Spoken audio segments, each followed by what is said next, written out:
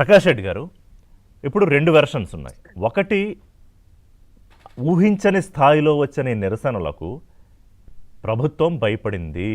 ప్రధానమంత్రి అందుకే ఎప్పుడు లేనిది ఒక అర్ధరాత్రి సెల్ఫీ వీడియో రిలీజ్ చేశారు. సరే, దాని మీద రాహుల్ గాంధీ ఒక కౌంటర్ ఇచ్చారనుకోండి, అది ఒక విషయం. రెండోది, ఒకవైపున చర్చలు ఉంటాయని చెప్తూనే మరోవైపు కఠినమైన చర్యలకు సిద్ధమవుతున్నారు. జాతీయ భద్రతా చట్టం, సరే ఎన్ఐఏ పిటిషన్ మీరు వేయించారు నేను అన్నగాని ఢిల్లీ హైకోర్టులో ఇవాళ దానికి సంబంధించిన విచారణ, మరోవైపు ఆందోళనకారులు హింసలో పాల్గొన్న వాళ్ళ పాస్పోర్టుల రద్దు. ఏంటి దీన్ని ముగింపు ఎలా పలుకుదాం అనుకుంటున్నారు? ముగింపు మేము పలికేదే ఉన్నా సార్. ముగింపు ప్రజల నుంచే వస్తుంది. ముగింపు అనేది ప్రజాస్వామ్యాలు ఎప్పుడు చాలా అంశాలు ప్రజల నుంచే వచ్చేటువంటి అభిప్రాయాలతోటే ముగింపు పలుకుతారు. ఒకటేంటంటే, ఈ కాక్రోచ్ జనతా పార్టీ పేరు మీద ఈరోజు ఢిల్లీలో జరుగుతున్నటువంటి తంతు అంతా కూడా అదొక పెద్ద హై డ్రామా. దాంట్లో విద్యార్థులు లేరు, నాకు అర్థమైనంత వరకు విద్యార్థులు లేరు. ఎక్కువ మాక్సిమం విద్యార్థులు ఉన్నా వాళ్ళు నీటికి సంబంధించిన అంశం కానీ విద్యార్థులు లేరు. నీట్ అంశం అనేది ఒక ముగియబడ్డ ఈవెంట్ అది. ఎందుకంటే ఎగ్జామ్ పేపర్ లీక్ అయింది, రీ ఎగ్జామ్ కండక్ట్ అయింది, రిజల్ట్ వచ్చింది. ఆ రిజల్ట్ తోనే 2,35,000 మంది ఎంబీబీఎస్ డాక్టర్లు, బీడీఎస్, వెటర్నరీ మిగతా అడ్మిషన్ల కోసం తయారైతూనే ఉన్నారు. విద్యార్థులందరూ కూడా తయారైతున్నారు, వాళ్ళ పేరెంట్స్ తయారైతున్నారు. రాని వాళ్ళు లాంగ్ టర్మ్ పోతున్నారు, 2వ అటెంప్ట్ చేసి 3వ అటెంప్ట్ చేసి రాని వాళ్ళు మిగతా కోర్సులకు సెలెక్ట్ అవుతున్నారు, అయ్యే ప్రయత్నం చేస్తున్నారు. ప్రతి సంవత్సరము 20-25 లక్షల 20-22 లక్షల మంది రాస్తూనే ఉన్నారు జాతీయ స్థాయిలో. ఆ తర్వాత ఎట్లాగో ఇంత మెడికల్ సీట్స్ ఇవే ఉంటాయి, డెంటల్ సీట్స్ ఇవే ఉంటాయి. కొంచెం 10 సంవత్సరం కొన్ని పెరుగుతున్నా ఈ సంఖ్య ఇట్లాగే ఉంటది. ఇంతమందికే ఉద్యోగాలు వస్తాయి. 50 మందికి 60 మందికి నష్టపోయినా ఫస్ట్ టైం రాసిన వాళ్ళకు బాగా రాసినాం, కానీ సెకండ్ టైం వచ్చేసరికి మాకు స్ట్రెస్ వచ్చింది. ఇది చాలా సందర్భాల్లో చాలా మంది విద్యార్థులకు ఉంటుంది. అయితే మీకు నీట్ ఎగ్జామ్ రాసేటప్పుడు మీరు అర్థం చేసుకోవాల్సిందంటే, నీట్ ఎగ్జామ్ ఎందుకు వచ్చింది? సుప్రీంకోర్టు జడ్జిమెంట్, సుప్రీంకోర్టు డైరెక్షన్స్ లో వచ్చింది. దాంతో పాటు ఎందుకు వచ్చింది? ప్రభుత్వం సైడ్ నుంచి కూడా దీన్ని ఎందుకు సమర్థవంతంగా చేయాలనుకున్నారు? ఎందుకంటే ఇప్పుడు మన సుధాకర్ గారికి కూడా తెలుసు, మనం చదువుకునే రోజులలో జిప్మార్ ఎగ్జామ్ రాయాలి, సిఎంసికి ఒక టెస్ట్ రాయాలి, ఏఎఫ్ఎంసికి ఇవన్నీ మెడికల్ కాలేజెస్, వీటికి టెస్ట్ రాయాలి. లేకపోతే అగ్రికల్చర్ కి ఒకటి ఉంటుంది, ఇంజనీరింగ్ కి ఒకటి ఉంటుంది, మెడిసిన్ కి ఒకటి ఉంటుంది. ఇట్లా 10 మేము ఈ మధ్య కాలంలో ఒక 10 ఏళ్ల కింది వరకు cassette, law set Prakash Reddy గారు కాదు, ఇప్పుడు కాదు నీట్ ఉండాలా రద్దు చేయాలా అదొక చర్చ.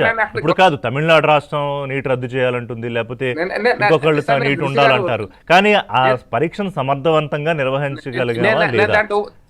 అది ఒక పాయింట్ కాదు. ఇవాళ నా క్వశ్చన్ ఏంటంటే, ఇక్కడ మీరు విద్యార్థులు లేరు అన్నారు. ఇవాళ హైదరాబాద్ నుంచి ఒక స్టూడెంట్ ఒక సెల్ఫీ వీడియో పెట్టి, నేను ఇంట్లో తెలియకుండా ఈ నిరసనలో పాల్గొనడానికి వెళుతున్నాను, నాకు ఏం చేయాలో అక్కడ తెలియదు అంటే, పొంగులేటి శ్రీనివాసరెడ్డి రెస్పాండ్ అయ్యి, లేదమ్మా అక్కడ నీకు ఏదన్నా బస ఏర్పాటు చేస్తాము, నువ్వు అక్కడ ఇబ్బంది పడకు అని రియాక్ట్ అయ్యారు. అంటే విద్యార్థులు లేరు అనడం మీరు బ్లాంకెట్ స్టేట్మెంట్ లాగా లేదా అది?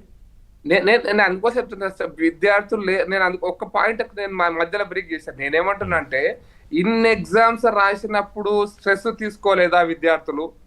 రెండోసారి ఎగ్జామ్ రాస్తేనే స్ట్రెస్ తీసుకున్నారనే స్ట్రెస్ అనేటువంటి దాని మీద మొత్తం దేశాన్ని కదిలించే ప్రయత్నం చేస్తున్నారు. ఆఫ్ కోర్స్ 23 లక్షల కుటుంబాలు, వాళ్ళ ఆశలు, వాళ్ళ ఆకాంక్షలు ఇవన్నీ కూడా అవసరం, అంటే మనం పరిగణలోకి తీసుకోవాల్సిందే.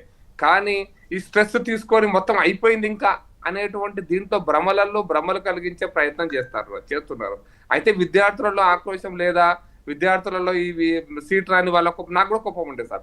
నాకు ఎంబీబీఎస్ సెకండ్ టైం నేను ట్రై చేసినప్పుడు చాలా గట్టిగా ట్రై చేసిన, సీట్ రాకపోయేసరికి నాకు కూడా ఆక్రోశం ఉండాలి. దగ్గరకు వచ్చిపోయినాం. ఇప్పుడు నిన్న ఒక విద్యార్థి ఎవరు వస్తుంది అంటే కూర్చున్నారు. ఇప్పుడు నేను మెచ్యూర్డ్ అయినా కాబట్టి ఈ రోజు నాకు అనిపిస్తలేదు. కానీ ఆ రోజు ప్రకాష్ రెడ్డి గారు సీనియర్ స్పోక్స్ పర్సన్, ఇక్కడ కష్టపడి ర్యాంక్ రాకపోవడం వేరు, ఎంత కష్టపడి చదివితేనో ఎవడో 10 లక్షలు పెట్టి పేపర్ కొనుక్కుని వాడు ర్యాంక్ కొట్టడం వేరు కదా. There is a clear difference. So కాదు, మన చర్చ అంతా ఇప్పుడు వేరే చోట. నీట్ ఎగ్జామ్ మీద నా చర్చ కాదు, నీట్ ఎగ్జామ్ మీద నా చర్చ కాదు, నేను ఎగ్జామ్ పైన చర్చ కాదు సార్. నేనేమంటున్నా అంటే, ఎగ్జామ్ సీట్ రాని వాళ్ళు ఒకలో ఇద్దరు ఆక్రోషంతో ఇటువంటి ఆవేశంతో ఒక నిర్ణయాలు తీసుకున్నంత మాత్రాన 23 లక్షల మంది విద్యార్థులకు అక్కడ జరుగుతున్న 20,000 మంది గురించి ఆలోచించారు. ఒక పాయింట్. రెండో పాయింట్, నేను కూడా కాంపిటేటివ్ ఎగ్జామ్స్ రాశాను. నేను ఏపీపీఎస్సీ ఎగ్జామ్ రాస్తున్నప్పుడు నా ముందర 10 మంది కాపీ కొడుతున్నారు, వెనక 10 మంది కాపీ కొడుతున్నారు. నేనేం చేయాలి? నేను ఫ్రస్ట్రేషన్ లో పోయి కొట్లాడాలనా? అది వదిలిపెట్టినాం. నా క్యారియర్ ఏమైంది ఈ రోజున? నా క్యారియర్ ఏమైంది చెప్పండి ఈ రోజున? నేను డాక్టర్ని ఒక చీఫ్ మెడికల్ ఆఫీసర్గా రిటైర్ అవుతుంటే కదా ఈ రోజున. మరి నా క్యారియర్ని ఎవరు ద్రోహం చేసినాడు ఆ రోజులలో? ఈ ఈ ఈ ఆవేశాల రెచ్చగొట్టేటువంటి ప్రయత్నం చేస్తున్నటువంటి ఈరోజు కాక్రోచులు కావచ్చు దేశంలో అందుకోసం ఒక పదం చెప్పి ముగిస్తాను సార్.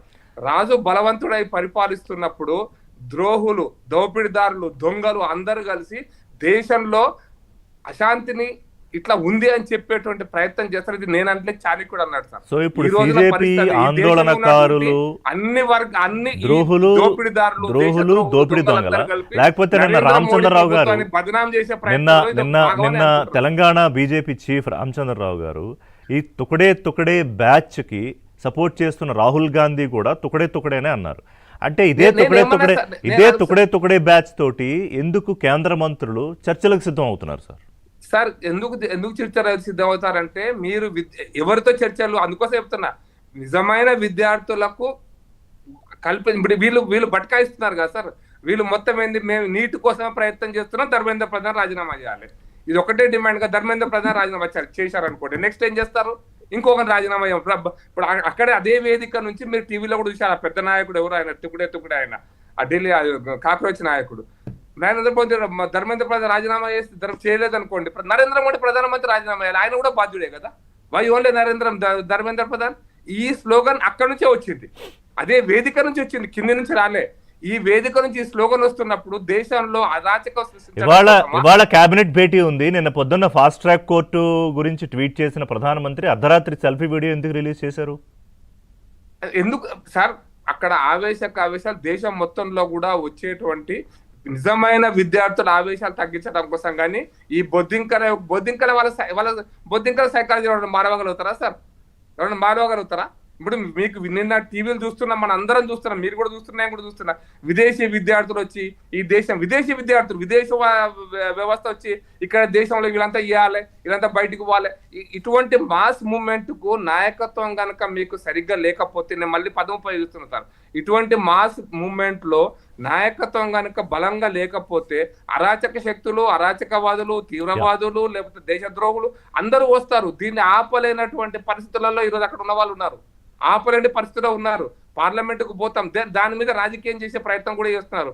కాబట్టి మా ప్రత్యర్థులు చేస్తున్న రాజకీయ ఎత్తుగడను సుధాకర్ గారు తగ్గించే ప్రయత్నంలోనే మోడీ గారి ప్రకటనలు ఉన్నాయి తప్పిస్తే ఇంకోటి కాదు. సో బొద్దింకల మీద అనుమానాలు ఉన్నాయి.